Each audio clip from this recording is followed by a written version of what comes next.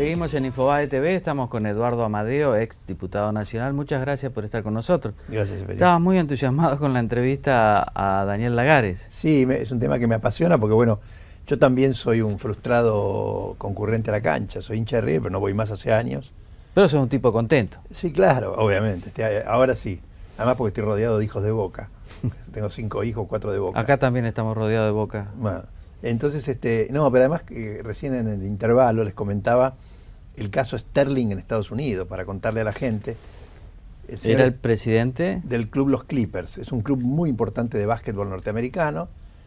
Y el tipo hizo un comentario inadecuado, discriminatorio sobre los negros, que se le escapó, se lo grabaron, etc.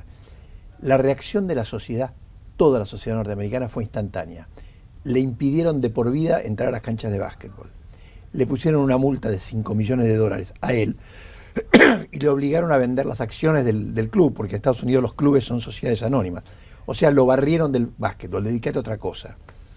Y yo siempre uso este ejemplo respecto de una sociedad que dijo, flaco, pasaste un límite. Acá el límite de la discriminación contra los negros, el que lo pasa pierde. Y nosotros no estamos reaccionando igual, o por lo menos las estructuras del fútbol y la política no reaccionan sobre el tema de los barras con la misma fuerza. A estas horas, mientras nosotros conversamos, hay una señora que presentó un amparo para que 600 delincuentes vayan a Brasil, y dijo ayer que, señor ciudadano argentino, si usted tiene algún problema en Brasil, llámenos a nosotros, que nosotros lo defendemos. Entonces, digo, la sociedad argentina tiene que pararse definitivamente con este tema, ¿no? Bueno, pero si desde las más altas esferas la presidenta Cristina Kirchner cada vez que puede elogia las barras... Bueno, sí. O sea, yo estoy de acuerdo. Y el otro día en un pequeño artículo que escribí, comparé el caso Sterling con lo que dijo la presidenta sobre los barras. Esos muchachos de los paravalanchas. Lo que pasa es que la presidenta no va al fútbol. Lo mira como un criterio político, pero es un escarnio para la sociedad, ¿no? Vos ahora estás trabajando con Massa. Con Massa, sí. ¿Y hay alguna propuesta sobre este tema? No, no es un tema que yo siga habitualmente, lo sigo simplemente como aficionado y como ciudadano que quisiera yo quisiera ir al fútbol con mis nietos, ahora ya tengo nietos, como iba con mi viejo en mis años, pero bueno, Massa tiene una serie de propuestas importantes, bueno, entre otras, no permitir la reforma del Código Penal, que en el fondo es aplaudido, como decimos nosotros, por los tumberos y los barras, porque la reforma del Código Penal le abre las puertas a todo este tipo de atorrantes, que son los que son protegidos por el Código Penal y por los dichos de la presidenta, ¿no? Y mucha vinculación con la política. Totalmente, las barras, ¿no? Totalmente. En todos lados hay vinculación con la política. 2 por 3 aparece algún intendente, algún concejal, algún puntero. Porque, ¿qué son los barras? Los barras son mano de obra especializada. Son tipos ideales para proteger un acto político. Son tipos ideales para apretar a alguien. Para romper los actos de otros. Para romper los actos de otros, para hacer algún acto ilegal. Entonces, sí, tienen mucha vinculación. Los barras forman parte de lo peor de la política, ¿no? Cambiando de tema. Dale. Viste que el tema ahora es vudú, la declaración indagatoria del juez Lijo para el lunes próximo. ¿Y vudú cómo se defiende? Dice que hay un linchamiento mediático por un lado, una conspiración de Mañeto con empresas, él nombra Volt, operando sobre el juez Lijo. ¿Cómo ves esta situación? Primero, te cuento que tengo el honor de ser uno de los primeros que le pidió juicio político a vudú en el 2012, porque cuando en su momento nosotros, yo estando en la Cámara de Diputados, invitamos a varios de los periodistas, me acuerdo haber hablado con Alconada Mom, y ya en el 2012, hace 2 años, la cantidad de pruebas era impresionante. Impresionante. Las conexiones de vudú con Van den Broele, etc. Hace poco escribí un artículo en el diario El País sobre este tema que se llamaba ¿Es bueno para la democracia? Yo creo que es muy bueno para la democracia que haya llamado a la indagatoria a vudú, porque la democracia necesita que los poderes funcionen. Y no se trata, Seferino, solamente de un problema de la política. Mucha de la gente que nos está mirando seguramente tiene un cheque sin fondo que le encajaron y no puede cobrar. Tiene un juicio laboral en el que lo jorobaron mal. Tiene un problema de paternidad. La justicia no funciona. Entonces, si Vudú pasaba de largo, lo apretaban al hijo, iba a ser otro ejemplo más de un sistema político que no protege a la gente. Entonces, además de que Vudú, yo estoy convencido que es culpable, es muy bueno para la sociedad que el vicepresidente no se salve porque es vicepresidente, ¿no? Ahora, pero también eso a mí me provoca más interrogantes, porque digo, ¿cómo puede ser Vudú una persona sin espesor político, un desconocido, sí, una creación política de la presidenta, que pueda haber, en ese caso de que haya cometido las irregularidades de las que se le acusan, que pueda haber cometido todo eso sin una cierta protección? ¿Vos crees que es el último eslabón? No, yo estoy convencido que no es el último eslabón. Hay mucha evidencia en ese sentido, alguna se ha sido mostrada el otro día, hay otra que está dando vuelta, que se conoce en los pasillos. ¿Qué cosa? ¿Cuál es? Reuniones con Kirchner y los Chicone en la oficina de Puerto Madero, pero efectivamente no estamos frente a un tipo que dijo, mira, dame una coima del 10% a un tipo que quiere poner una fábrica de vasos. No estamos hablando de eso, estamos hablando de una operación para quedarse con la empresa que fabrica billetes. Con lo cual es difícil que esto no tenga algún acuerdo de arriba, ¿no? Sobre esa reunión con Néstor Kirchner no se ha hablado mucho en público. Por eso yo no lo quiero afirmar, dije que hay rumores, pero se ha oído de que había habido alguna reunión en ese sentido, pero de todos modos dejémosla de lado. Lo que sí hay es, insisto, un intento de apropiarse de una industria clave en el funcionamiento institucional. Puede hacer las cédulas de identidad o los DNI ahora. O sea, es un aparato político muy importante, pero yo insisto, es muy bueno para la democracia. Yo creo que Vudú está contra la pared, pero es muy bueno para la democracia que un juez se le haya animado a un vicepresidente. Ahora, él mismo ha dicho anoche en 678 que él se considera que va a ser procesado. Y porque sabe la mochila que tiene. A ver, ¿cuál es su argumento principal? Yo no lo conocía a Van den Broele, hasta que el juez le muestre el papelito y le diga, Van den Broele le pagaba el cable y las expensas. Del departamento. Del departamento. O la empresa que compró Chicone le pagó pasajes a esquiar a toda su familia. Y esto es un dato que quiero remarcar, Ceferino, que es el tema de la angurria del poder, ¿no? O sea, cometo el delito y lo primero que hago es me llevo a toda la familia a esquiar a Estados Unidos. Bueno, pero es un chico que viene, digamos, no es una persona que haya conocido el poder, entonces me parece que se encandiló. Tiene hambre. Bueno, eso también merece que lo procesen, porque el poder debe ser ejemplar.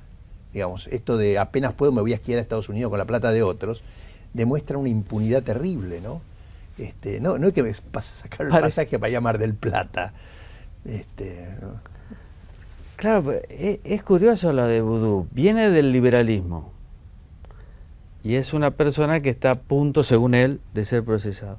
Un poco lo que pasó con María Julia Alzogaray, ¿no? Claro. El peronismo se las arregla siempre para que los cargos de corrupción sean de otro partido, ¿no? Bueno, hay de todo, digo, hay de todo. Los tipos de la UCD andan dando vuelta están en diversos partidos, pero acá la cuestión no es si venís de la UCD o no, la cuestión es si sos una persona digna o no lo sos.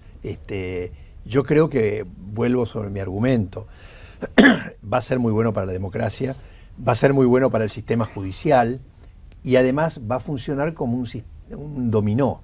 O sea, detrás de Vudú viene Báez, detrás de Báez vienen todos los demás, porque los jueces le están perdiendo el miedo al autoritarismo, ¿no? Y eso, hay sectores de la oposición que están hablando de crear una comisión. Sí, la CONADEP. La CONADEP de la corrupción. ¿Cómo lo ve usted? Mire, a ver, es muy lindo, suena, da para aplausos, pero estas cosas son como fuegos artificiales. Yo prefiero, y es lo que estamos proponiendo nosotros desde el Frente Renovador, un paquete de medidas. Que los delitos de corrupción sean imprescriptibles, por lo tanto toda la vida puede ser procesado, juzgado de vuelta, que la mínima del delito suba para que no te puedas excarcelar, que además haya que explicar de dónde sacó la plata uno cuando termina el periodo. Estas son las cosas de fondo. Yo no me opongo a una CONADEP, pero eso es fuego de artificio. las comisiones investigadoras tienen mal olor en la historia argentina. Son lindas para vender, pero lo que hay que hacer son reformas estructurales. Y la otra cosa que hay que hacer es que a medida que se acerque el día de las elecciones, todos los candidatos firmen y se saquen una foto y lo hagan frente a un escribano que van a hacer estas reformas contra la corrupción para que en enero del 2016, cuando asuma el nuevo presidente, en la agenda de los primeros días del Congreso esté la implementación de estas medidas contra la corrupción. Y con respecto a la justicia federal, ¿alguna medida están pensando? No, bueno, hay algunas propuestas. Yo no soy abogado y esto lo escucho, ¿no? Pero sí hay quien propone hacer cambios en la justicia federal, porque la justicia federal tiene mala memoria para los argentinos, ¿no? Claro. Entonces hay que hacer algunas reformas de fondo. Además ellos recuerdan los delitos cuando los gobiernos están yendo, Sí, ¿no? Sí, el mejor antídoto y uso a propósito de la palabra antídoto, para la mala justicia es que funcione bien el Consejo de la Magistratura y que los malos jueces sean juzgados y echados con escarnio, digamos, para que a ninguno más se le ocurra comprarse un anillo o andar en las fiestas vestido de smoking, como hacen algunos de ellos, ¿no? Porque sepa que eso le va a costar el escarnio público. Comprar o alquilar, o pedir prestado anillos. Nosotros ya tenemos más de 20 años, pero digo, yo recuerdo de mi juventud que los jueces eran tipos importantes en los pueblos. O sea, llegar a ser juez era un señor vestido con chaleco y corbata negra, respetado, etcétera, era como el cura, el obispo, etcétera. Hoy día algunos jueces son participantes de la farándula. Entonces, ese señor tiene que saber que el Consejo de la Magistratura le va a caer encima y se va a ir a su casa y no va a poder volver a salir a la calle, ¿no? A usted también le interesan los temas de comunicación, Sí, y de cultura. ¿Cómo ha visto la creación de esta Secretaría de la Coordinación Estratégica para el Pensamiento Nacional dentro del Ministerio de Cultura? Da para hacer comentarios como los que se hicieron en Internet, ¿no? Pero es dramático. Porque ¿qué es lo que supone esto? Que el Estado es el que se ocupa de decir qué es lo que es pensamiento nacional o no. Y yo he tenido 1000 discusiones en la Cámara de Diputados, en otros lados, donde he sido acusado de no tener pensamiento nacional por oponerme a las cosas que hace Chávez, por ejemplo. Cuando me opuse al tratado con Irán y el tema Irán-AMIA, fui tildado de cipayo. Entonces, este tema del pensamiento nacional sirve básicamente para poner un límite, ¿no? Dice, usted está de este lado, es nacional, popular, lo aplaudo. Irigoyen, Rosas y Perón, Jaureche, Frondizi, digo, elija lo que quiera, usted está del otro lado. ¿Para qué lo ponen a Forster ahí? Para construir el pensamiento único, para que en las escuelas se enseñe solamente una cosa, para que los medios públicos digan solamente una cosa, y si uno tira mucho del piolín, termina quemando libros. Estoy yo estirando el argumento. Pero, no, claro, para ver... Pero Seferino, usted lo ha sufrido con el tema de sus excelentes libros sobre la historia argentina, agresiones, la Feria del Libro, chifladas, chiflidos, puteadas, etcétera, que es una forma moderna de quemar los libros. Entonces, la vida de nosotros no se construye desde el pensamiento nacional, la vida se construye desde el pensamiento plural. Ahora, me llama la atención porque el peronismo, que alguna vez habló mucho de pensamiento nacional, había abandonado hace mucho tiempo ya todo este tema del pensamiento nacional. Sí, son etapas de la vida. En algunos momentos el tema del pensamiento nacional tiene mucho más peso, en otros momentos se busca la pluralidad, uno se enriquece en la pluralidad, uno no pierde sus principios, pero se enriquece en la pluralidad. Y la muestra lo tenemos con José Mujica, Pepe Mujica en el Uruguay. Ahora, para esta secretaría, por ejemplo, Borges sería un elemento sospechoso. Absolutamente. Subversivo, dirían la dictadura militar, ¿no? Absolutamente, absolutamente. Yo siempre uso esa frase famosa de Voltaire, no estoy de acuerdo con usted, pero daría la vida porque usted pueda decir lo que piensa. Eso es pensamiento nacional. Pensamiento nacional es tener una sociedad donde nos respetemos, no donde nos hinquemos frente a las interpretaciones del pensamiento único, ¿no? Y se ha hablado mucho de la novela de Orwell, ¿no? 1984, donde había un ministerio, el Ministerio de la Verdad. Así es, yo recomiendo a los televidentes que si no lo han hecho lo lean, porque además es una novela muy interesante, es como las viejas novelas de ciencia ficción de los años 50, que muestra cómo funciona un país bajo el pensamiento único. Efectivamente hay un pensamiento de la verdad. Y había una policía del pensamiento. Así es. Y había no sé si es el ministerio o una subsecretaría, que se ocupaba de acomodar la historia. Claro, me acuerdo una anécdota, dentro del ministerio. Claro, me acuerdo una anécdota lindísima. Supongamos que el presidente había dicho que ese año se iban a producir 1 millón de toneladas de trigo. Si fallaba la cosecha y en lugar de 1 millón se producían 500.000, entonces esa subsecretaría quemaba todos los libros donde decía 1 millón y ponía 500.000, porque el presidente nunca se equivoca. Claro, el presidente era un gran hermano. Así es. A mí me llama la atención también que Forster no viene del peronismo precisamente, no, sino de una izquierda más clásica, Partido Comunista. Y ellos, de alguna manera, es como que tuvieran una marca en el orillo que sería el estalinismo, ¿no? Claro. Y esa novela, 1984, es un poco una parodia del estalinismo porque es de la misma época. Así es. La idea de que la realidad, digamos, se pueda moldar hasta en el pensamiento, hasta en el tema cultural. Así es, y la historia, la novela, bueno, no sé, a los que les he recomendado que se la voy a leer, no te voy a contar el final, pero el libro está impregnado del terror por ser descubierto. ¿Por ser descubierto en qué? En pensar diferente. Y esto es, en el fondo, a ver, yo he vivido, insisto, 4 años con los muchachos de la Cámpora, y he vivido el pensamiento único en la Cámara de Diputados, ¿no? El pensamiento único, digo, con un tema que le es a usted tan cercano como el tema de nuestra historia reciente en los 70, ¿no? O sea, cualquier comentario, cualquier reflexión sobre el pensamiento único respecto de la violencia de los 70 convertía a uno inmediatamente en aliado de los militares, cipayo, entreguista, etcétera. Era imposible dialogar. Por eso, en realidad, yo lo llamaría la Secretaría del Confort.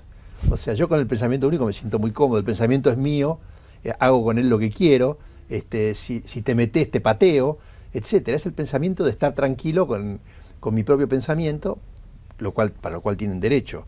El peligro es que lo que quieren es que los demás también tengan pensamiento único. Ahora, también es cierto que ha nacido muy mal. Sí. Y en el marco de un kirchnerismo que está más cerca de irse que de quedarse, me da la impresión que es más bien, pero no sé, no estoy tan seguro, que es más bien un ganapán, digamos. Sí, un premio. Un premio. Sí, sí. Aunque Forster ha dicho que los 40.000 pesos que cobra es menos de lo que él gana en la actividad privada. Él tiene derecho, si tiene un trabajo, tiene derecho a cobrar. Yo digo, no estoy entre los que dicen que los funcionarios públicos tienen que trabajar gratis. Pero lo complicado, es cierto, es el final, lo complicado es el mensaje, ¿no? La presidenta de la Nación piensa que no está bien pensar diferente de lo que ella cree. Y que por lo tanto uno de los papeles del Estado, uno de los trabajos del Estado es obligar a que todos piensen como ella. Y así no son las sociedades. Las sociedades son, por lo menos la que yo quiero vivir, es una sociedad plural donde el pensamiento es libre, donde uno piensa lo que se le da la gana, es libre de pensar, de dialogar, etcétera, y nadie me va a imponer a mí lo que quiere un burócrata, ¿no? Claro, es una especie de caricatura también, porque en 1984 había algunos lemas de aquella sociedad, y uno era: la felicidad más completa es la ignorancia más completa. Muy bueno, tiene razón. Porque la idea es, si uno ignora, es feliz. Claro, bueno, por eso está el INDEC. Ahora, ¿qué manera de terminar tan mal? Estos gobiernos que terminan mal, yo creo es también un problema para nosotros, para la sociedad. No, y hay que aprender, digo, veamos lo que está pasando a Venezuela. Yo ayer recibí las últimas datos económicos, es un desastre, y le pasa en el fondo, ya que estamos hablando de pensar diferente, es lo mismo que aquí, es por no querer escuchar al otro. Yo me he pasado los últimos 4 años, 5, diciéndoles a los diputados, Digo, muchachos, se están equivocando, miren cómo viene la mano, etcétera. La oposición en Venezuela se pasó años diciéndole, por este camino se estrellan. Hoy día no solamente no hay papel higiénico en Venezuela, no hay comida. Y si la presidenta no hubiera cambiado ahora un poco, porque se estrellaba, el año que viene la Argentina también iba a tener problemas para conseguir anteojos, para conseguir pilas para que anden las radios. O sea, van por este camino porque se encierran, creen que saben todo, creen que son dueños del pensamiento y por lo tanto terminan estrellándose. Sí, sí, acá parece haber habido una reacción, ¿no? Primero en esas marchas y después en la derrota de octubre del año pasado. La sociedad se hartó, pero además, volviendo al tema del pensamiento único, con Internet es muy difícil tener pensamiento único. Claro, no hay ya fronteras. Yo me acuerdo cuando yo era niño, tenía muchas tías viejas que iban a misa todos los domingos, y como comíamos en la casa de mi abuelo, venían las tías de la iglesia, y de lo único que se hablaba, o por lo menos media parte del almuerzo, era de lo que había dicho el sermón del cura. Hoy eso no funciona porque hay Internet, pero en el fondo el sermón del cura de mis años mozos es el pensamiento único que le gustaría a Forster. La dictadura, la última, fue la alianza entre curas y militares también. Sí, sí. Dos, además que les preocupaba el ser nacional, ¿no? Y todas esas cosas. Y que querían el pensamiento único. O sea, yo sé todo. Lo que yo no pienso no se puede pensar, además, porque está mal, es pecado. ¿Es pecado o es delito? Entonces, aquellos que se dicen tan progresistas están asociándose a los grandes autócratas de la historia, ¿no? Muy bien. Amadeo, muchas gracias por haber estado con nosotros. Gracias, y nosotros nos reencontramos el lunes a las 11, ya con Silvia Mercado acá en el piso, con una reflexión, el tema del pensamiento único, la caricatura de pensar que desde arriba se puede moldear hasta lo que vamos a pensar. Y el lema, la gran felicidad se llega a través de la gran ignorancia, que es un lema autoritario. Nos vemos entonces el lunes.